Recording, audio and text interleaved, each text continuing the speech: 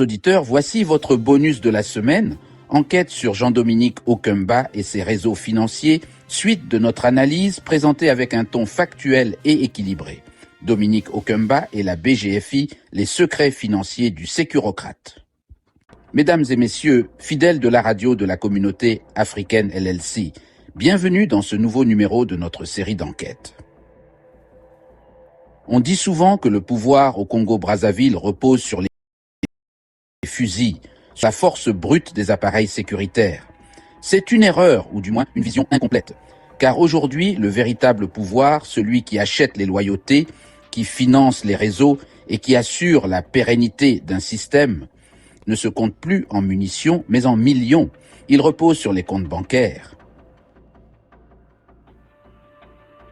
Aujourd'hui, nous plongeons au cœur d'un système complexe et opaque, un système qui, selon de multiples rapports et enquêtes journalistiques, aurait été orchestré par l'un des hommes les plus puissants du Congo, Dominique Okemba, JDO.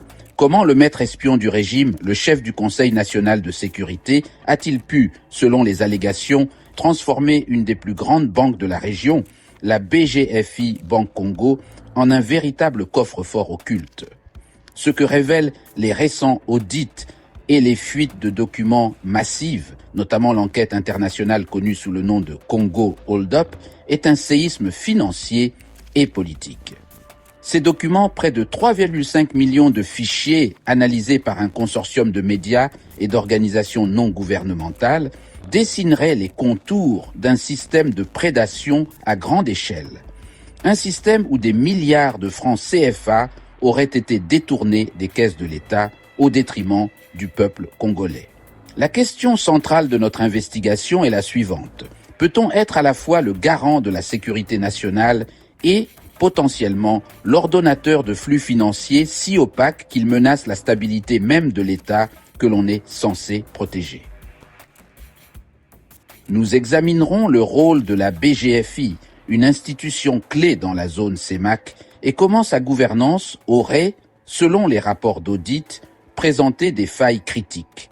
Nous parlerons de personnes politiquement exposées, de lignes de crédit accordées sans garantie suffisante et de concentration de risques qui auraient dû alerter les régulateurs. Il est essentiel de le souligner. Personne et entité mentionnées dans cette enquête bénéficient de la présomption d'innocence.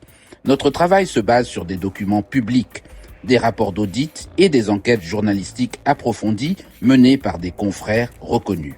Nous décortiquerons les mécanismes présumés, société écran, surfacturation, prêt de complaisance. Des techniques qui, si elles sont avérées, relèvent de schémas classiques de blanchiment d'argent et de détournement de fonds publics.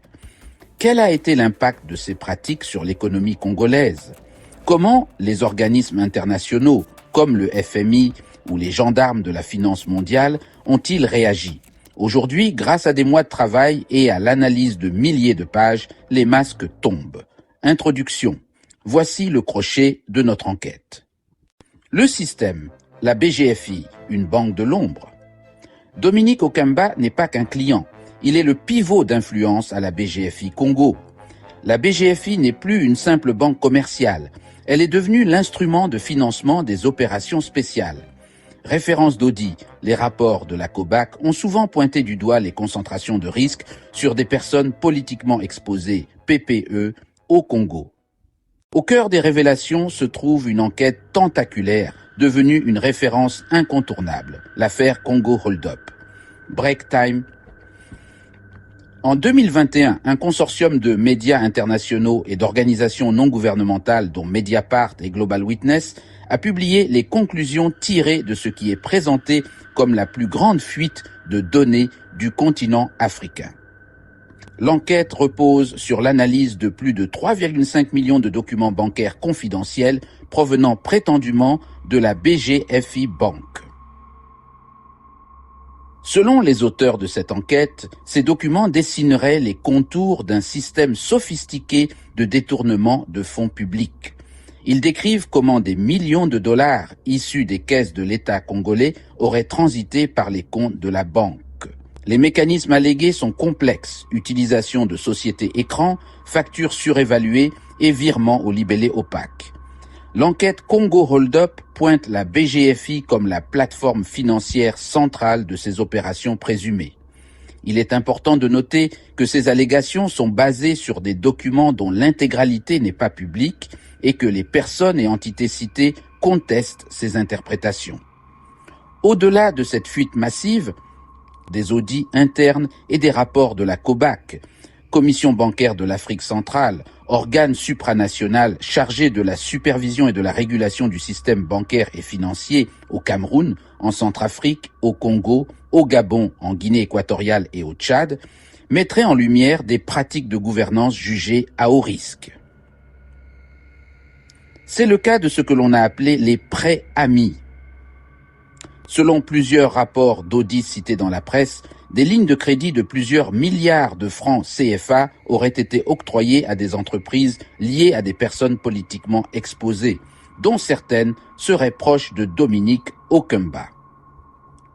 Le problème principal soulevé par les auditeurs serait l'absence quasi systématique de garanties solides.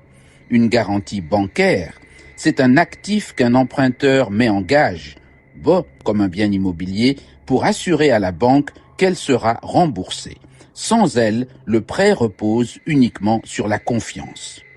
Ces rapports indiqueraient également que les covenants, ces clauses qui protègent le prêteur en imposant des règles à l'emprunteur, étaient souvent faibles ou inexistants.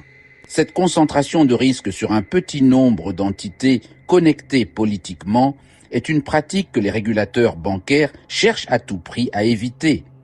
Un observateur financier résumait ainsi la situation sous couvert d'anonymat.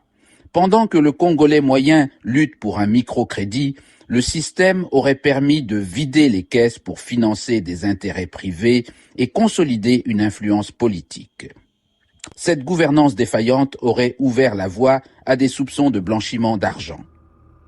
Les réglementations internationales, notamment les règles Know Your Customer, KYC, et Anti-Money Laundering, AML, imposent aux banques de vérifier scrupuleusement l'identité de leurs clients et l'origine de leurs fonds. Or, les enquêtes journalistiques et les audits suggèrent que ces contrôles internes auraient été délibérément affaiblis au sein de la BGFI Congo sous l'influence de sa direction. Cette absence de vigilance, si elle est avérée, aurait créé un environnement propice à la transformation de fonds publics d'origine potentiellement illicite en actifs privés, souvent placés à l'étranger.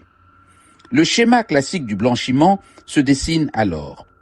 L'argent est d'abord stratifié, c'est-à-dire déplacé à travers une série de transactions complexes pour brouiller les pistes. Puis vient l'intégration, où les fonds sont réinjectés dans l'économie légale via l'achat de biens immobiliers de luxe, de participation dans des sociétés ou d'autres actifs.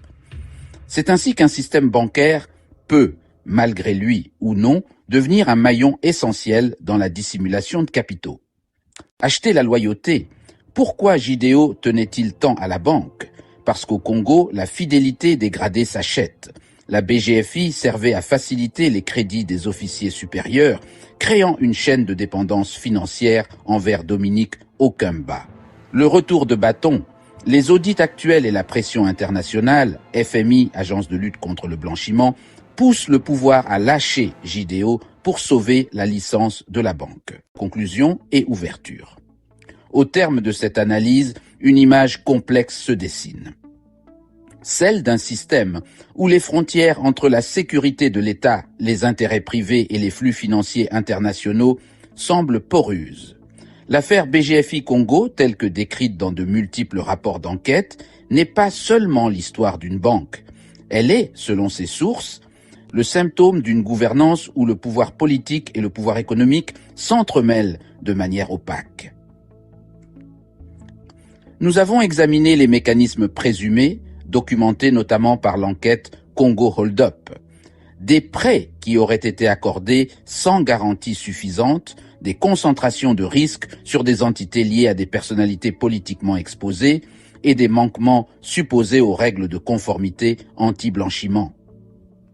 Ces allégations, si elles étaient avérées, dessineraient le portrait d'une gestion bancaire instrumentalisée. La synthèse est brutale. La mauvaise gestion alléguée à la BGFI, sous l'influence de figures comme Jean-Dominique Okimba, n'était peut-être pas une simple série d'erreurs de jugement. Selon les analyses découlant des audits, elle s'apparenterait à une méthode de gouvernement, un outil pour maintenir des réseaux d'influence et asseoir une autorité. Mais aujourd'hui, les chiffres sont têtus et les audits parlent. Les rapports de la COBAC, les enquêtes de la société civile comme Global Witness et les millions de documents de Congo Hold Up ont mis en lumière ce qui restait dans l'ombre. Ils forcent à la redevabilité. Il est crucial de rappeler ici le principe de la présomption d'innocence pour toutes les personnes citées. Les faits rapportés sont basés sur des documents et des témoignages dont l'interprétation finale appartient à la justice. Notre rôle est de poser les questions qui émergent de ces informations publiques. L'ouverture, désormais, vous appartient. Et vous, qu'en pensez-vous ? Les réformes de gouvernance bancaire, souvent menées sous la pression d'organismes internationaux, sont-elles suffisantes pour garantir la transparence ? Le sacrifice d'une figure aussi puissante soit-elle suffira-t-il à nettoyer en profondeur le système financier congolais et à restaurer la confiance ? Ou bien les structures profondes du pouvoir et de l'argent resteront-elles intactes ? Votre opinion est essentielle. Laissez vos commentaires, engagez le débat dans le respect et partagez cette analyse pour que la discussion se poursuive. Car la santé d'une économie et la solidité d'une démocratie dépendent aussi de la vigilance de ses citoyens. À mardi prochain.